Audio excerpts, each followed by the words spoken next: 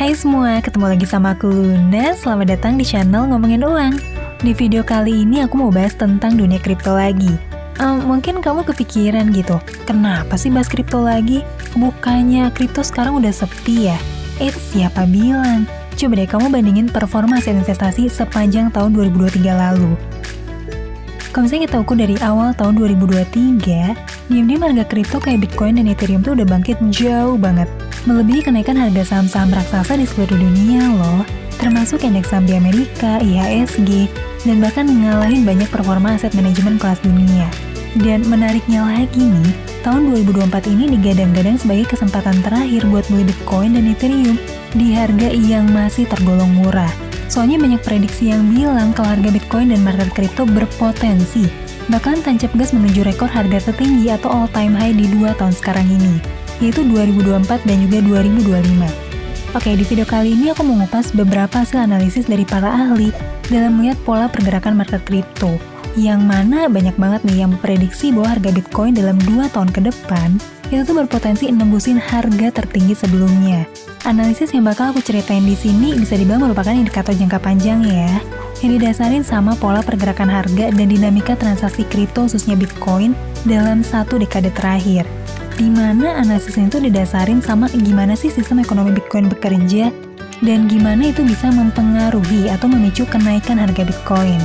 Sekarang coba deh kamu lihat grafik harga Bitcoin selama sekitar 1 dekade terakhir ini. Dari grafik ini kamu bisa ngeliat gitu bahwa ada pola kenaikan dan penurunan harga kan. Tapi yang perlu kamu perhatiin adalah kapan sih harga Bitcoin ini naik dan kenapa harganya bisa naik. Nah, buat ngejawab kapan dan kenapa, aku perlu bahas dulu satu hal yang agak teknis dikit, yaitu Bitcoin halving. Apa sih Bitcoin halving itu? Sederhananya, Bitcoin halving adalah mekanisme yang terjadi di dalam blockchain Bitcoin setiap 4 tahun sekali, di mana setiap 4 tahun, hasil mining para miners itu bakalan berkurang setengah, dan Bitcoin yang bisa ditambang bakal berkurang 50%. Jadi penambahan supply Bitcoin dengan cara mining bakalan makin dikit. Dan peristiwa halving ini selalu jadi katalis atau pemicu yang bikin harga Bitcoin tuh meroket naik sampai tembus titik all time high. Dan sampai video ini dibikin nih, Bitcoin halving tuh udah terjadi 3 kali. Yang pertama di 28 November tahun 2012, terus yang kedua 9 Juli tahun 2016, yang ketiga itu 11 Mei tahun 2020, dan nanti yang keempat diperkirain jatuh sekitar bulan April tahun 2024. Sekarang coba deh kamu perhatiin grafik harga Bitcoin ini, kalau misalnya aku selipin momentum halving. Kamu bisa lihat kalau ada korelasi antara momentum halving dan kenaikan harga Bitcoin setelahnya. Dan menariknya lagi nih, setelah harga Bitcoin naik, maka kenaikan itu bakal diikutin sama aset kripto lain atau yang bisa disebut dengan altcoin season. Nih buat kamu yang belum tahu, aku kasih bocoran ya. Awal tahun 2024 ini, bisa dibilang kita udah masuk ke periode terakhir sebelum Bitcoin halving selanjutnya. Artinya buat kamu yang nonton video ini nih di awal tahun 2024, Bitcoin halving tuh bakal terjadi dalam beberapa bulan lagi. Nah, fenomena halving ini mungkin jadi salah satu faktor yang bisa jadi parameter. Tapi selain itu, aku juga mau bahas beberapa pendekatan analisis lain, terutama dari on-chain analysis yang juga bisa kamu jadiin bahan pertimbangan. Oke, sekarang kita mulai dari analisis pertama, namanya tuh Bear Bull Cycle Bitcoin. Bull itu istilah yang dipakai ketika sebuah aset keuangan ngalamin tren kenaikan harga. Dan sebaliknya nih, bear itu adalah istilah ketika aset keuangan ngalamin tren penurunan harga. Nah, analisis ini tuh dibikin secara sederhana dengan motong pergerakan harga Bitcoin tiap tahun, dari tahun 2011 sampai tahun 2023. Dari sini kamu bisa lihat nih kalau ada 4 pola yang terjadi dan dikasih nama, yaitu bear, pre-bull, first bull, dan second bull. Fase bear ini nandain momentum pas harga Bitcoin ngalamin tren penurunan. Ini terjadi di deretan tahun ini. Terus ada juga pre-bull terjadi ketika harga Bitcoin relatif murah dan sedikit sideways panjang. Ini tuh nandain periode akumulasi yang dianggap sebagai momentum terbaik buat beli Bitcoin. Periode ini terjadi di deretan tahun yang ini. Dan selanjutnya ada periode first bull yang nandain dimulainya tren kenaikan harga Bitcoin. Dan fase ini ditandain selalu sama Bitcoin halving, yaitu tahun 2012, 2016, 2020, dan juga di tahun 2024 ini. Dan yang terakhir fase keempat adalah second bull, yang nandain Bitcoin dan pasar kripto pada umumnya tuh lagi ngalamin kenaikan mencapai titik all time high atau rekor harga tertinggi baru. Analisnya terkesan simple ya, tapi nggak banyak loh orang yang bisa ngeh sama pola berulang ini. sekarang yuk kita bahas analisis selanjutnya, yaitu Bitcoin Investor Tool. Ini adalah salah satu pendekatan analisis teknikal yang populer banget. Dipakai buat ngelihat pola harga kripto dalam jangka panjang. Ini nih bentuk grafiknya.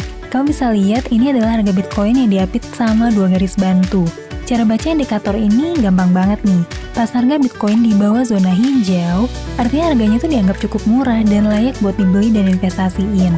Sementara pas harga Bitcoin ngelewatin garis bantu atas, itu tuh artinya harga Bitcoin dianggap terlalu mahal dan layak buat dijual atau take profit. Dua garis bantu ini adalah moving average jangka panjang. Garis yang hijau ini MA200 dan garis merah MA200 dikali 5. Sejak awal Bitcoin, indikator ini udah sering banget dipakai banyak investor Bitcoin. Dan menariknya, zona beli atau zona hijau ini cuma muncul sebanyak 4 kali doang. Yang pertama itu di akhir tahun 2011, terus di sepanjang tahun 2015, terus muncul lagi sebentar di tahun 2020, dan di tahun 2022 sampai ke awal 2023. Nah, orang yang nyiptain indikator ini namanya Philip Swift. Dia adalah founder dari forum analisis Bitcoin yang paling populer, namanya Look Into Bitcoin. Oke, sebelumnya perlu aku tekanin di sini kalau kamu tuh harus bijak juga buat investasi, terutama aset kripto yang pergerakan harganya sangat fluktuatif. Walaupun kamu udah nonton video analisis kayak gini, kamu tuh juga harus mendalami lagi berita dan juga analisis market kripto secara mandiri. Apalagi tren dan inovasi di market kripto tuh bisa cepet banget munculnya. Dan tentu aja bisa jadi peluang buat kamu, terutama menjelang Bitcoin halving yang keempat tahun ini. Supaya kamu tetap up to date sama market kripto sambil mantau peluang baru, kamu bisa banget nih baca-baca berita penting dan analisis mendalam soal kripto dari sumber yang kredibel. Oke deh, sekarang kita lanjut ke analisis yang selanjutnya, yaitu Bitcoin Spiral. Pendekatan ini tuh diciptain sama tokoh kripto yang terkenal banget. Dia pakai nickname Ruth. Ruth ini terkenal sebagai seorang ahli analisis blockchain yang bahkan dipercaya nih jadi narasumber di event Bitcoin terbesar di dunia. Konsep Bitcoin Spiral ini tuh sederhana. Kamu lihat kan harga Bitcoin selama 1 dekade tadi? Nah, bayangin pergerakan harga itu diubah jadi bentuk spiral kayak gini. Kamu mungkin heran gitu, ngapain sih dia ngubah perspektif gerakan harganya dalam bentuk spiral gini? Soalnya kalau bentuknya spiral nih, kita jadi lebih gampang buat ngeliat fase trennya. Yang pertama di sebelah kanan atas lingkaran, Ruth tuh ngejelasin ini adalah fase puncak bull market yang terjadi selama 4 tahunan. Mulai dari 2013, 2017, 2021, 2025, 2029, dan seterusnya. Fase kanan bawah adalah bear market yang terjadi 4 tahunan juga nih. Mulai dari tahun 2014, terus 2018, 2022, 2026, dan seterusnya. Makanya bagian kanan bawah ini cenderung merah terus grafiknya.